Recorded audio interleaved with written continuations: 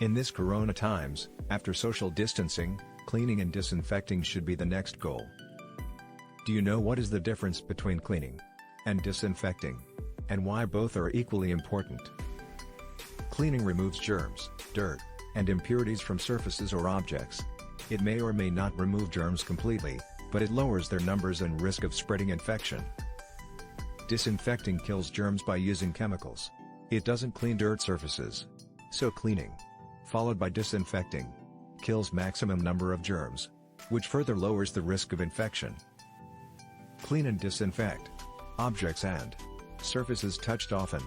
This is important for house, school, office, community centers, and all commercial facilities. Surfaces and objects impacted with body fluids or blood need deep cleaning and disinfection. Do not ignore your phones. Use disinfecting wipes on all electronic items that are touched often, which includes phone, tablets, laptops, etc.